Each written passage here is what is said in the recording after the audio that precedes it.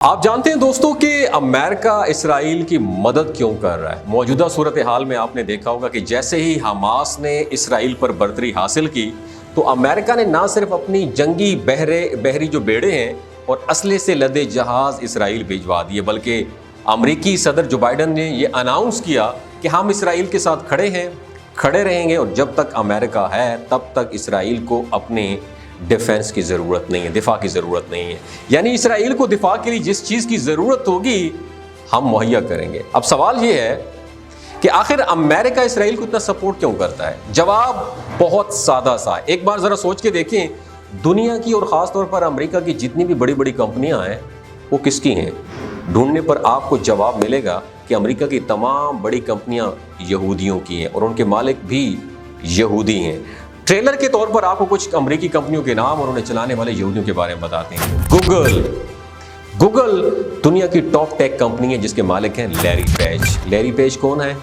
یہودی ہیں۔ YouTube artificial intelligence, اس طرح یوٹیوب اور اے آئی جو اس کا مالک ہے، آنر ہے، یہ کون ہے؟ لیری پیج، یہ بھی ایک یہودی ہے۔ اب بات کرتے ہیں چیٹ جی پی ٹی کے۔ آج کل آرٹیفیشل انٹیلیجنس میں چیٹ جی پی ٹی اور اوپن اے آئی نامی کمپنی کی دھوم مچی ہوئی ہے۔ اس کمپنی کے مالک کون ہیں؟ آپ سے ایک سوال ہے، سیمیول آلٹمین۔ یہ کون ہے؟ ایک یہودی ہے۔ فیس بک سب سے مشہور social networking website یعنی میٹا، فیس بک کے مالک ہیں مارک زکربرگ۔ اب یہ مارک زکربرگ بھلا کون ہے؟ یہ بھی یہودی ہیں۔ اس طرح واٹس ایپ، انسٹاگرام اور تھریڈ کا مالک کون ہے؟ مارک زکربرگ، یعنی ایک یہودی ہیں۔ مائکروسافٹ دنیا کے تمام بڑے سافٹ ویئرز اور ونڈوز بنانے والی کمپنی یعنی مائکروسافٹ کے مالک ہیں بل گیٹس، یہ بھی ایک یہودی ہیں۔ ڈیل کمپنی کی بات کی جائے تو کمپیوٹر اور لیپ ٹاپ بنانے والی امریکی کمپنی ڈیل، اس کے مالک کون ہے؟ مائیکل ڈیل، یہ بھی ایک یہودی ہیں۔ اوریکل کی بات کریں تو دنیا کی سب سے بڑی ڈیٹا بیس کمپنی ہے اوریکل، اس کے مالک کون ہے؟ اس کے مالک ہیں لیری ایلیسن، یہ شخص کون ہے؟ ایک یہودی ہیں۔ اور امریکی کمپنی ہے بلومبرگ کے مالک کون ہے؟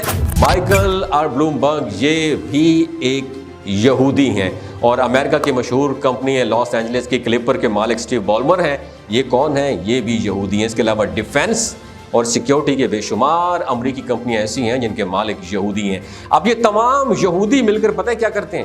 اس شخص کو امریکی صدر منتخب کرتے ہیں جو اسرائیلی مفادات کا خاص خیال رکھے۔ اس طرح یہ وجہ ان وجوہات میں سے ایک ہے جس کے باعث امریکہ ہمیشہ اسرائیل کی مدد کو پہنچ جاتا ہے، اور امریکہ کی اسرائیل کو سپورٹ کرنے کی دوسری بڑی وجہ مذہبی وجوہات ہیں، کیونکہ یہودی ریاست کی مدد کرنا امریکہ کے نزدیک اپنے مذہب کو مزید سٹرونگ بنانا ہے۔